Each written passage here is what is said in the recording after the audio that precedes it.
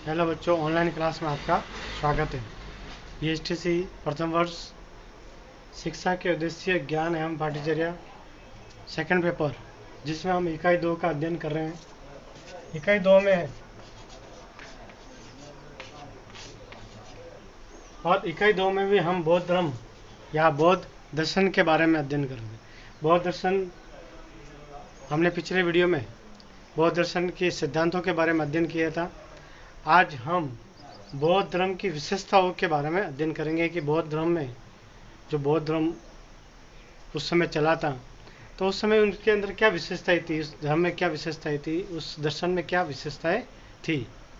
तो सबसे पहले है कि बौद्ध धर्म मध्यम मार्ग पर विश्वास करता था, यानी ना तो विलासतापूर्ण, ना तो अत्यधिक विलासतापूर्ण और ना ही अत्यधिक संयम, यानी बीच वाला रास्ता अपनाता था।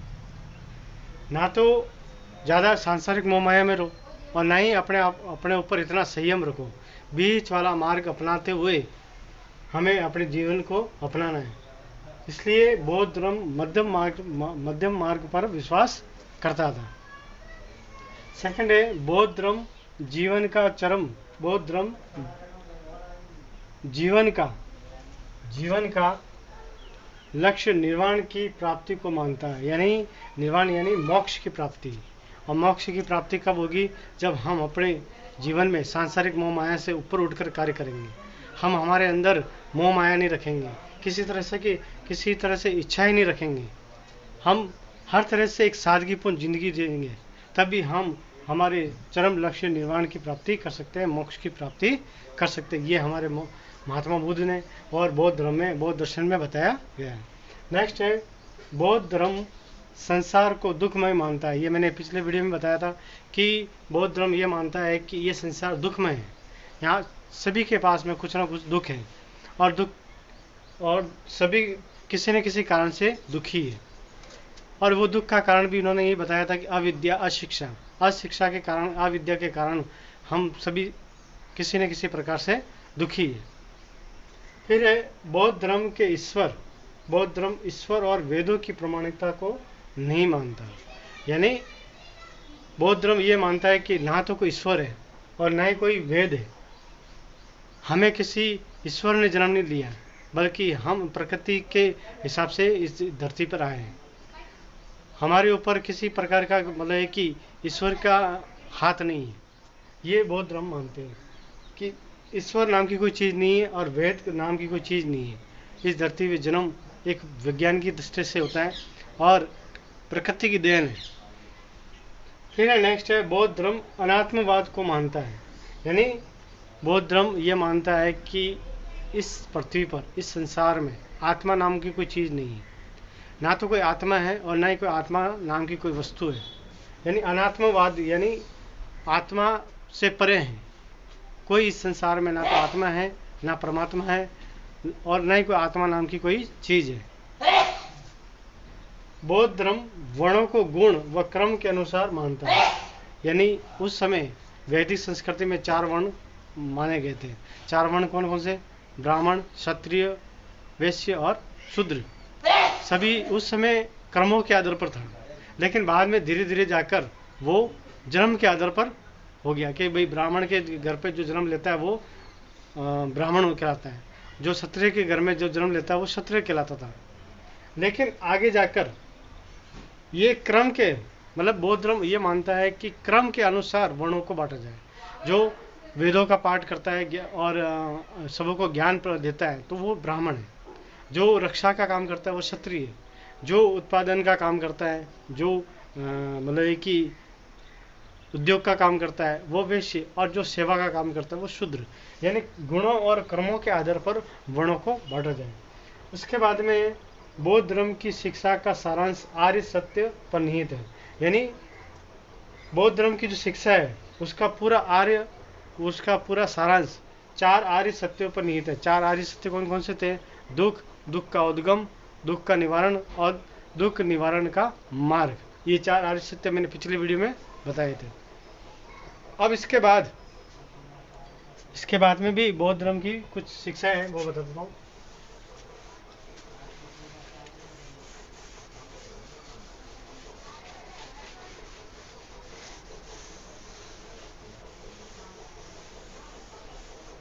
इसके बाद 8वां है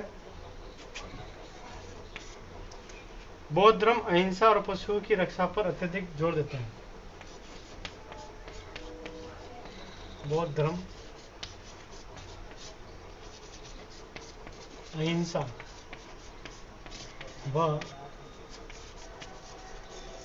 पशुओं की रक्षा पर अत्यधिक जोर देता है। बौद्ध धर्म में ये बताया है कि हिंसा किसी प्रकार की नहीं करनी चाहिए, किसी भी पशुओं को परेशान नहीं करना चाहिए। इसी के चलते आज गौर रक्षा जो को महत्व दिया गया वो बौद्ध धर्म के हिसाब से दिया गया, बौद्ध दर्शन के अनुसार दिया गया, क्योंकि इसी में ये चीज़ें बताई गई थी कि हमें जानवरों की पशुओं की रक्षा करनी चाहिए, हमें किसी भी जीव जंतुओं को परेशान नहीं करना चाहिए और किसी भी प्रकार की हिंसा नहीं करनी चाहिए, चाहे वो मानवता हो चाहे पशुता हो, किसी पे भी हमको किसी भी प्रकार का हिंसा का पालन नहीं करना चाहिए और पशुओं की रक्षा करनी चाहिए। नेक्स्ट है बौद्ध धर्म प्रत्यक्षवादी है। हेलो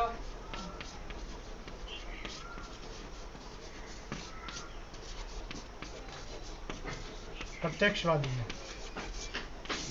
बौद्ध धर्म क्या है? प्रत्यक्षवादी है। यानी वो जो बौद्ध धर्म ये मानता है कि जो चीज़ आपके सामने प्रत्यक्ष दिखाई दे रही है, जो यथार्थता में दिखाई दे रही है, जो वास्तविकता में दिखाई दे रही है, वही सत्य है। और जो चीज़ आपको दिखाई नहीं दे रही है, जो आप बोले कि आप प्रत्यक्ष रूप से नहीं देख पा रहे हो, उसको महसूस नहीं कर पा रहे हो, तो वो उसको स्वीकार ना करें, उसको स्वीकारा नहीं जा सकता। ये बौद्ध धर्म में कि जो प्रत्यक्षवादी, यानी बौद्ध धर्म में प्रत्यक्षवादी बताया गया है कि जो चीज़ दिखाई दे रही है, जो हमें महसूस हो रही है, वही सत्य है। उसके बाद में बौद्ध धर्म कर्म सिद्धांत व पुनर्जन्म में विश्वास करता है। 10वां है बौद्ध धर्म क्रम सिद्धांत व पुनर्जन्म पर विश्वास करता है।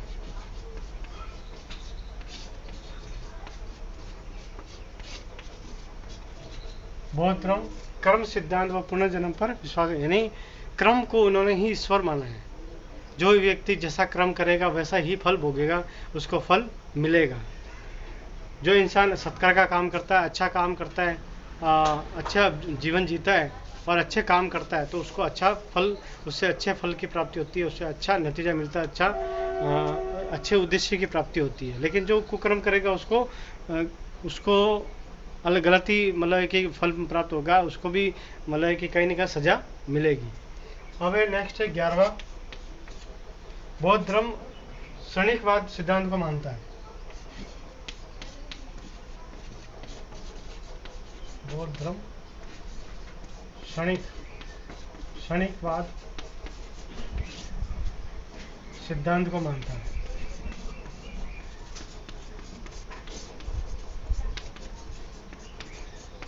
क्षणिकवाद यानी क्षण भर,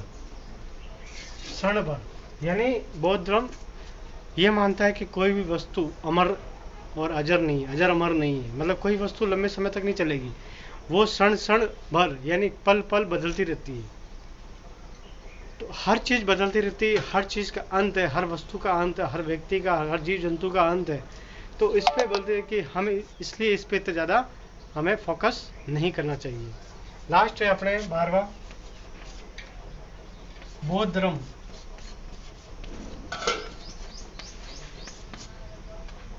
यथार्थवाद को महत्व देता है। तो महत्व यानी जो यथार्थता में है, जो वास्तविकता में है, वही सत्य है, वही वास्तविक चीज़ है। जो हमारे सामने या हमारे समक्ष कोई अगर वास्तविक चीज़ें नहीं है या वो यथार्थ में नहीं है, तो हम उस सत्य को स्वीकार नहीं किया जा सकता है। इसलिए हमें यथार्थवाद में और वास्तविकता में ही विश्वास करना चाहिए। आशा करता हूँ कि ये आपको बौद्ध धर्म की विशेषताएं समझ में आई होगी, ये बिंदु समझ में आए होंगे। अगर आप लोगों को समझ में नहीं आए हो तो व्हाट्सएप पे या कमेंट्स बॉक्स में आप कमेंट्स लिख के या किसी भी माध्यम से मुझे पूछ सकते हो। धन्यवाद। अगले वीडियो में हम अगला विषय लेकर प्रस्तुत होंगे। धन्यवाद।